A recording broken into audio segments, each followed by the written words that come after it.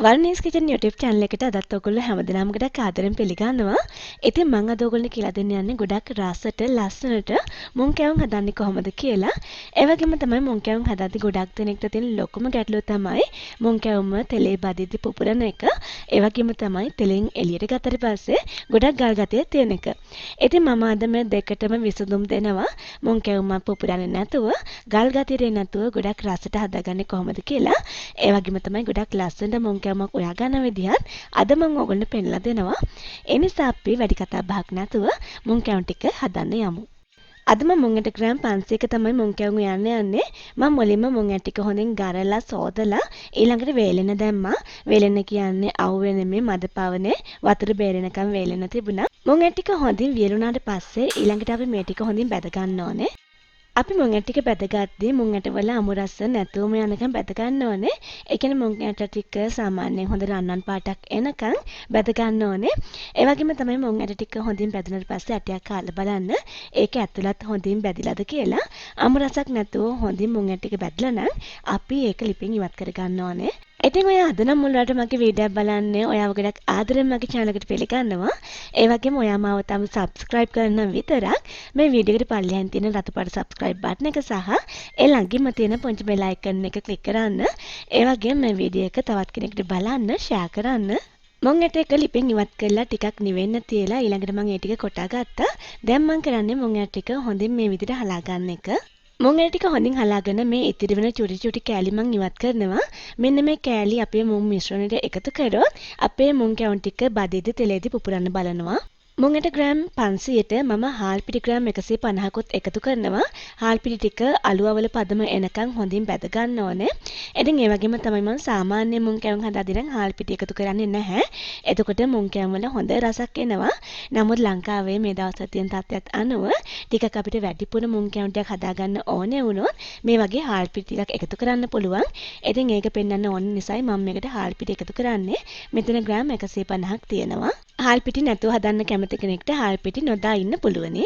මේ පිටි වර්ග දෙකට අමතරව අපිට මුං කැවුම් ටික හදාගන්න පැණි මිලිලීටර් 400ක් අවශ්‍ය වෙනවා. ඒ වගේම සීනි ග්‍රෑම් 120ක් වගේ වුණ වෙනවා. වතුර මිලිලීටර් 50ක් අරගෙන තියෙනවා.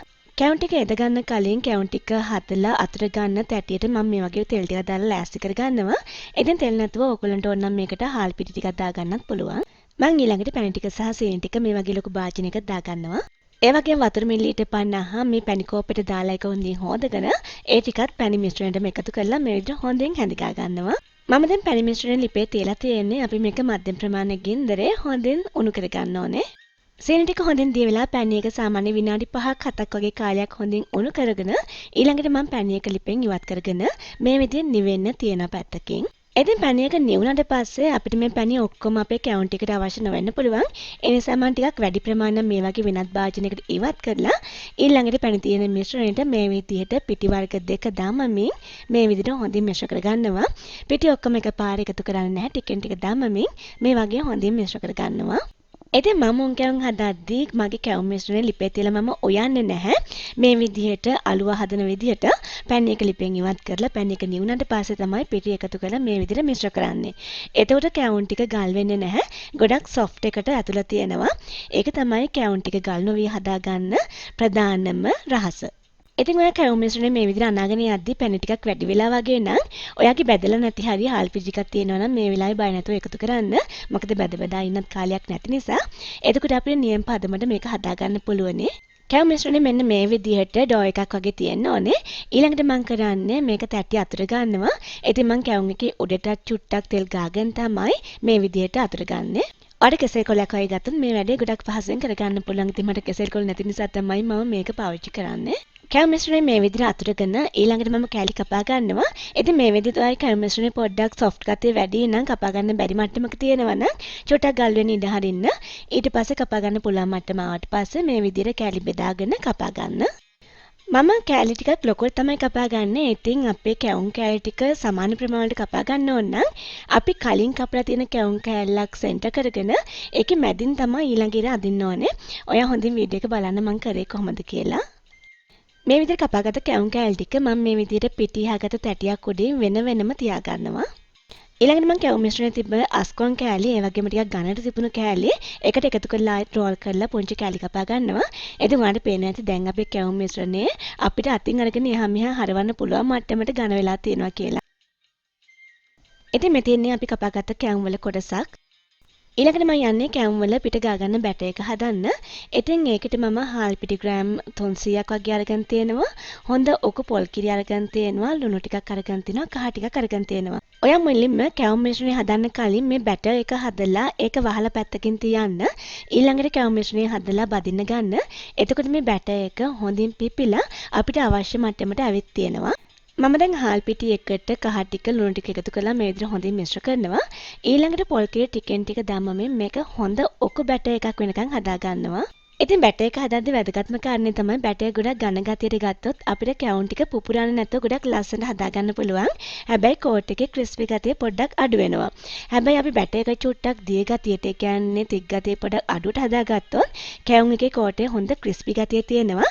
හැබැයි බදිද්දී ඒක චුට්ටක් පුපුරලා විසිරෙන්න බලනවා. ඉතින් ඔයා මේක හිතේ තියාගන්න. ඊළඟට මම කරන්නේ කැවුම් වල මේ විදිහට හොඳින් බැටර් එක ගාගෙන මේ ටික තෙලට දා ගන්නවා. මේ වගේ හොඳින් කැවුම් වල බැටර් එක ගාලා ඊළඟට වැඩි ප්‍රමාණයෙන් මේ වගේ පිහලා ඊට පස්සේ තමයි අපි තෙලට කැවුම් එක දාන්න ඕනේ. ඉතින් ඔයා අතේ බැටර් එක ගාගන්න අකමැති කෙනෙක් නම් මෙන්න මේ විදිහට ගෑරුප් එකක් අරගෙන මෙන්න මේ විදිහට බැටර් එක හොඳින් කැවුම් එකේ තවරගෙන කෙලින්ම තෙලට දාන්නත් පුළුවනි. ඊළඟට අපිට මේ කැවුම් ටික හොඳින් බැද ගන්න පුළුවන්. ඉතින් බැටර් එක ගොඩක් ඝන නම් ඔයාලට ගොඩක් වෙලා බදින්න ඕනේ. බැටර් එක ඝනකම අඩු නම් ඔයාලා ටික වෙලාවක් බැද්දාම ඇති. ඉතින් ඔයාලට පේනවාද අපේ කැවුම් ටික ගොඩක් ලස්සන පාටට බැදලා තිනවා කියලා පොපොරලත් නැහැ. ඒ වගේම තමයි හැම කැවුම් ගෙඩියක්ම එකම පාටට එකම ප්‍රමාණයට තියෙනවා කියලා ඔයාලට පේනවා ඇති. ලස්සන හැඩයකට. මම දැන් තෙල් බේරලා මේක වෙනත් භාජනයකට දාගන්නවා. ඉතින් ඔය කැවුම් ටික තෙලට දාද්දි කැවුම් එකට මේ විදිහට ඇලෙන්න පුළුවන්.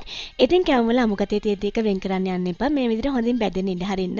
කැවුම් ටික හොඳින් බැදුනට පස්සේ මේක ඉබේම වෙන් වෙනවා.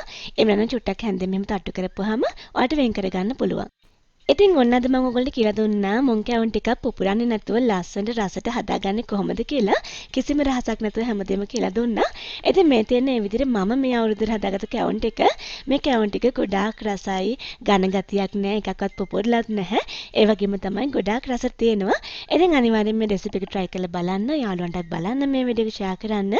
අපි මේ වගේ තවත් අලුත් වැදගත් රසවත් වීඩියෝකින් ආයේ හම්බ වෙමු.